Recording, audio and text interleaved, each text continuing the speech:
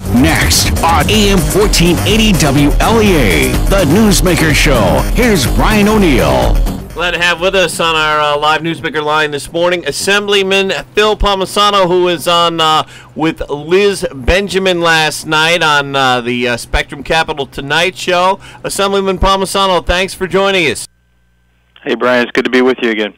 All right, Liz Benjamin, who our listeners I'm sure know well. She's the host of that 8 o'clock show on the Spectrum, formerly Time Warner News Channel. You talked about your, among other things, I'm sure, your new position as the co-chair of the Transportation and Critical Infrastructure Task Force. Tell us about how things went on the show and what you talked about. I think the show went well. For me, whenever we can talk about an important issue like transportation and infrastructure, it's a positive thing. We need to spotlight the challenges and the dramatic, incredible need that's out there to fix and repair our infrastructure at the state and in particular at the local level. And to have that kind of opportunity and platform to talk on her show was a positive thing, and it's hopeful. Our task force, which we have 8 of them scheduled, we've completed 2 of them already. We have 6 left. Next week we were in the southern tier and over in central New York in Auburn last week. Next week we're going down to Long Island for 2 on Suffolk and Nassau County. The week after that we're going to be in the Capital Region, Rochester and Buffalo, 3 that week, and then we finish up in the Hudson Valley the week after that. So the whole purpose of our task force, Brian, is to go out and listen to stakeholders, highway superintendents, local municipal officials, mayors, town supervisors, stakeholders, the construction industry, contractors, people in the materials business, hopefully even from DOT. We hopefully get some feedback from them as well to hear where the challenges are, where the needs are, and ideas, problems they're running into, bureaucracy type problems, regulatory type problems, and from that, we want to be proactive. We're going to take those ideas and input, and we're going to put together a plan and a report at the beginning of next year that we're going to submit to the governor and to legislative leaders, which hopefully will be a blueprint on suggestion and ideas what we should be working on instead of fighting about and just talking about, but actually do something to improve the infrastructure of the state of New York. This is a serious public safety issue, and again, we need to be proactive on this issue, not reactive. We don't want to be reactive to a bridge collapse that kills innocent people. We should be proactive to finding out what needs to be done. To highlight the importance of this issue, the comptroller had a recent report out that said just on the bridge side of things, the deficiencies in our bridges on our local bridges in New York State is $27.4 billion. The total for all the bridges in New York State, including state and local, is $75.4 billion. When you talk about structurally deficient bridges, 9% of the bridges in New York state bridges are 9% are structurally deficient.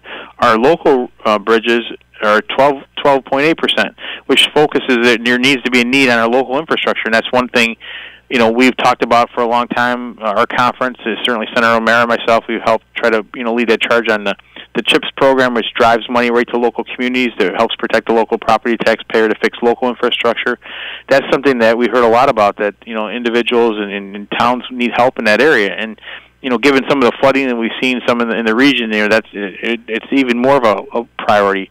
But I think when you look at some of the statistics we have, and the fact is when you look at our local infrastructure, 87% of the roads in New York State are owned and maintained by our local municipality. 52% of the 18,000 bridges are owned and maintained by our local municipalities. 48% of the miles driven are driven on local roads. Every dollar we invest in CHIPS is one less dollar from the local property taxpayer. It saves $6 to $14 in long-term rehabilitation costs. Everyone wants to talk about public safety or other issues, but listen, how many of us put our kids on a school bus every morning and God forbid they're going over a bridge and there's a problem there? We talk about public safety, emergency, first responders getting to an accident or a scene. We talk about economic development and job creation. Yes, it's nice to be next to an interstate, but those businesses located in towns, villages, and cities. So what good is it if the local infrastructure, the roads and bridges getting there is a mess? That's not going to be attractive to a business to locate there. Tourism, the governor talks a lot about tourism. But how great is it to come into an area if the local roads and bridges are a mess? And things like that are why this is an important issue. And when you see that dramatic need out there, even TRIP, as a local national transportation organization, said in New York, 8% of our interstate bridges are structurally deficient, the fourth worst in the nation. 17% of our interstate road pavement is rated poor or mediocre, 10th worst in the nation. But then when you take that to the town level, 31% of our pavement is listed as poor or mediocre. That's why we need to be a partner with our local governments and help with this issue. You know, with the flooding and the tax cap, they don't have the means to make some of this infrastructure improvement. That's why we've had some success with the CHIPS program over the past in Pave New York and extreme winter recovery money that goes into the municipalities. You know, if you look at what local municipalities were getting just 6 years ago through those programs compared to now, every municipality in the state is receiving about 50 to 55% more. That's a positive, but it's still not nearly enough to meet the billions and billions of dollars in unmet need, and that's why my hope this report will address this issue because it's a dramatic need out there. You know, when you talk about business climate, even the CNBC just did a study, top states for businesses, and what they said is New York's infrastructure is the 7th worst in the country. There was another report, 2017 report called Road to Ruin, that said that there's a backload on our state road work that needs to be done of about $5.5 billion in backlog in state roads. That's up from $4.3 billion just 2 years ago. And our state roads have the same type of challenges. When you talk to local officials, highway superintendents, they have things they need to do. They just don't have the resources to do it. Sometimes Assemblyman Phil Palmesano on our Newsmaker show. Can I ask you a quick question about the governor's race? Sure, of course. And I mean to get back to this because it's important that you're a co-chair of this new task force in the state legislature. You know, one of the New York City issues that a lot of people around here I think would be interested in, especially the Alstom employees, is the New York City subway system. It came up in the governor's race. Cynthia Nixon raised it during the debate. The reason that the subway is in such bad shape, yes, we have had, it preceded Andrew Cuomo, but he stole hundreds of millions of dollars from the MTA budget for his pet projects that have nothing to do with it. He used the MTA like an ATM, and we see the result. He has had 7.5 years to avoid this very avoidable crisis in our New York City subway, and he has done next to nothing. Why would the next 4 years be any different? Governor, would you like to respond to that? My opponent lives in the world of fiction. I live in the world of fact. Let's just do a few facts, okay? The subway system is owned by New York City. The subway MTA has been controlled by the state since 1965. You know, Assemblyman Palmesano, who's right on that issue? The governor or Cynthia Nixon? Who runs the subway city? The mayor's office in New York City or the governor in the state? I believe it falls at the governor. I mean, the governor oversees the MTA.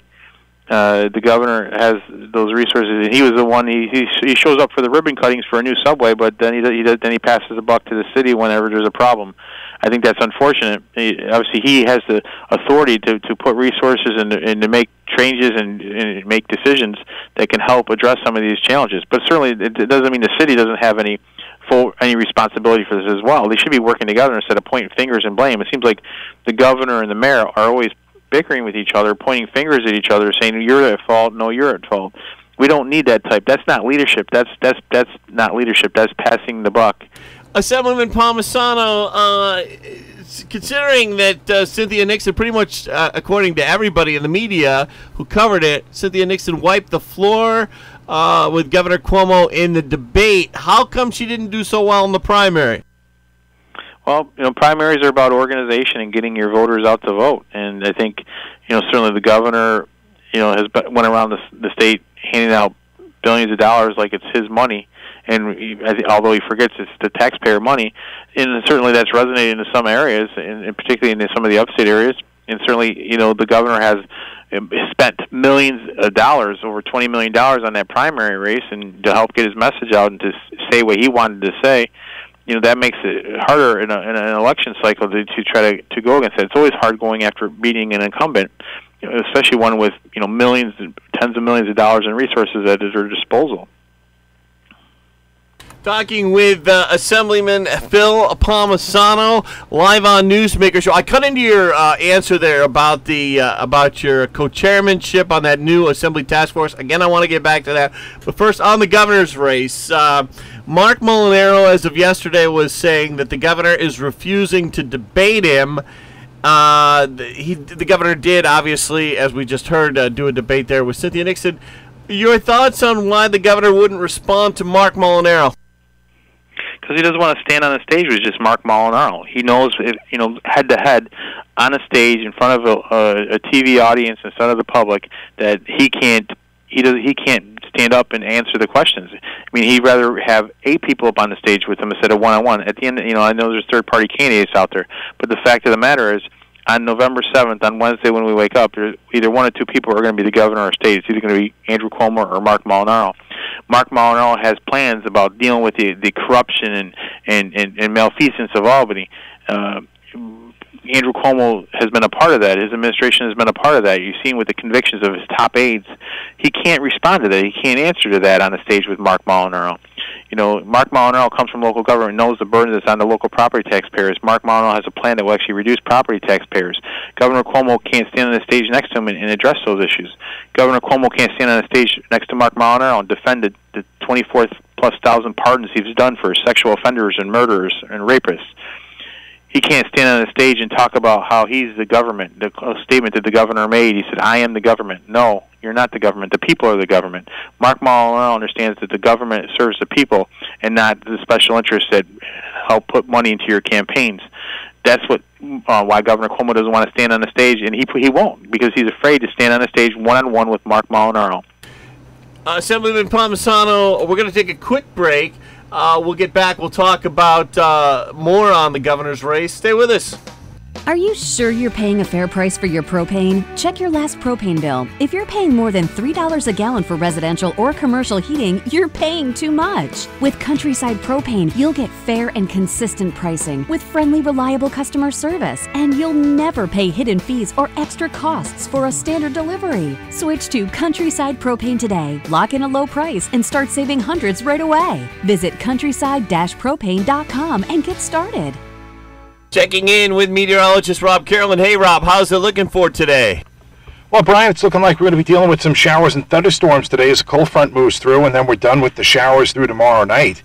Temperatures are going to be mild today. The showers and storms are just now moving into the Buffalo area. Out ahead of them will hit 70 to 75 today. We're going to be clear tonight. Lows will drop down to about 40 to 45. For tomorrow, it looks partly sunny and a whole lot cooler.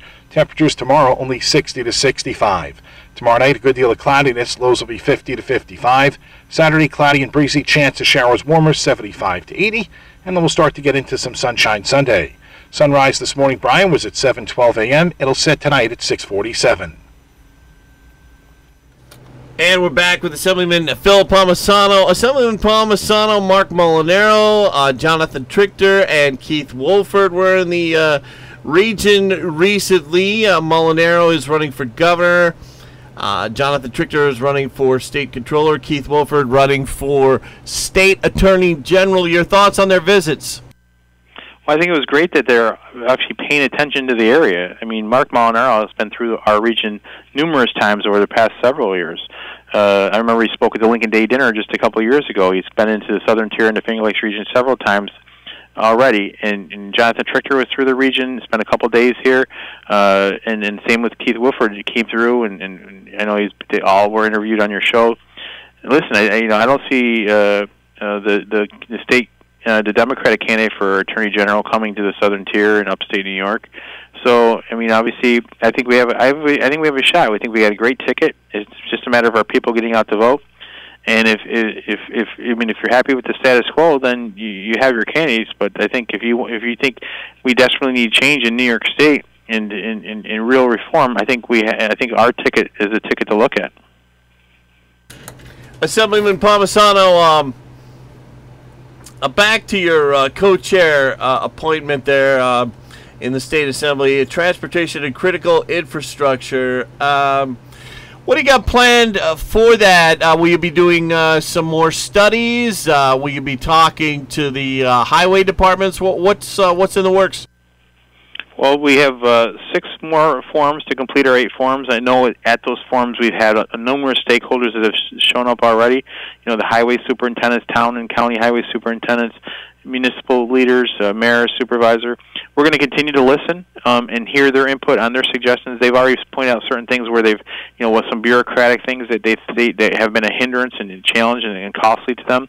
You know, those are things we're going to take into consideration. And when we put our report together and release it, we're going to share that report with the governor, with the legislative leaders, because we think it will offer a blueprint on sound, reasonable, and common sense solutions to the transportation infrastructure mess that we have in this state that needs to be addressed.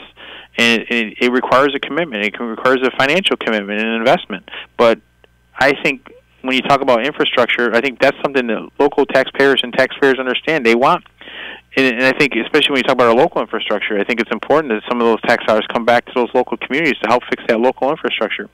So I expect there's going to be more of an ongoing dialogue. We've already gotten input from people who wrote that says, well, hey, I can't come to the forum, but here's some ideas and suggestions. We're going to take all that into account. I think a big part of leading is to listen to those experts in the field so we can put together some, you know, smart solutions to address a critical problem. And for me, this is a serious public safety issue. Again, we need to be proactive on dealing with these issues, not reactive. We don't want to react to a tragedy with a bridge collapse that kills innocent people. We need to be proactive to say this is a plan we can put forward that will help solve this infrastructure problem. Whether we're talking about our roads and bridges, whether we're talking about the water and sewer challenges that our municipalities have, I mean, that needs to be a part of this issue as well, because, you know, you might fix the road on the top, but underneath it you may have crumbling water and sewer lines that need to be addressed. That all has to be part of this, and then you need to have significant investment. And it needs to be, you know, done the right way. And budgeting is all about priorities and making sure we're addressing the needs that we need in the state. And I think that's what this report will put forward. I think when it's completed, I think it's going to, you know, address those critical issues and concerns and problems out there, and hopefully offer a blueprint to the governor and legislative leaders on what we can do moving forward, working together. Because transportation is really not a Republican or Democratic issue. It shouldn't be a partisan issue. It's a common sense issue. And it's something but we can't keep ignoring. It's not good for us to have the 4th worst interstate bridges in the nation. It's not good for us to have this 10th worst interstate pavement, poor or mediocre in the nation. It's not good for 31% of our roads to be considered in poor or mediocre condition. It's not good to have 12% of our town bridges to be rated structurally deficient.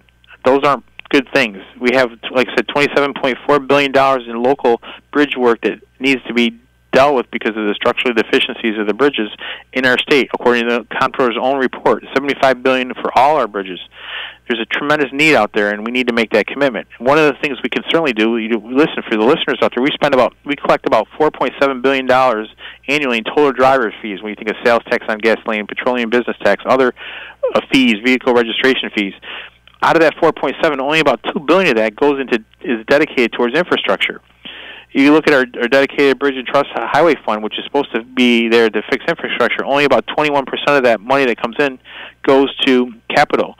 39% of it goes for debt payments, and 38% goes to help pay for state DOT and DMV operations. I think that DOT and DMV operations should come out of the general fund, out of the operating budget, not out of capital funding. I think that's common sense. I mean, the state collects $1 billion in sales tax, Brian, $520 million for the state side of it. You think that $520 million for state sales tax on gasoline should go right into, you know, infrastructure? It doesn't. It goes into the general fund. That's misplaced allocation of that funding. That money should go right into infrastructure, and it's not. And we need to address those issues. Those are some of the solutions we need to address moving forward. Assemblyman Phil Palmesano with us live on this Thursday morning on the Newsmaker show. Assemblyman, you're on the State Corrections Committee. Did you have any thoughts on the Robert Kennedy Human Rights Foundation? The New York Post has been very critical of the Kennedy Foundation because it's, according to the New York Post, indiscriminately getting prisoners bailed out of prison. Did you have any thoughts on that issue? Had you been following that at all, Assemblyman Palmesano? I'm not well versed in the Kennedy Foundation, but certainly on issues involving corrections, I especially our law enforcement that works in our correctional facilities, what we have seen is there's a dangerous pattern that continues to go on in our correctional facilities. The inmate on assaults on our staff and our correctional officers and other staff has increased dramatically under the governor's administration over the past 6 years. Well, what the Kennedy Foundation on this issue wants to do is spend $5 million to get hundreds of women and 16 and 17-year-old defendants who are awaiting trials at Rikers in New York City, who are, many of them, according to the Post, accused of violent crimes. They want to bail these people out. This kind of goes along with what we've seen from the policy-wise as far as Cynthia Nixon goes. Yes, I mean, there's even policies that the governor has proposed and some of in the legislature proposed just to get rid of bail altogether. The District Attorneys Association, I think a lot of us have concerns about moving in that direction because there are people who create very violent offenses, and bail is set for a reason because people are flight risk. If people know that there's no bail, there's no incentive to come back to court, that they're going to lose any money, then they're just going to take off if they feel like they're going to be convicted. So I think bail serves a purpose, and I think to make it easier to get people out of jail. So they don't have to. That's a concern. I mean, it's about public safety. It's about being held accountable for your crimes too. Well, Assemblyman Palmesano, just about out of time here on AM 1480 Wlea Hornell. Now I got to go over to the other station where I'm all happy introducing music. On this station, I try to be angry, Assemblyman. Thank you so much for joining us, Assemblyman Palmesano. Thank you, Brian. Good to be with you again. Take care. AM 1480 Wlea Hornell.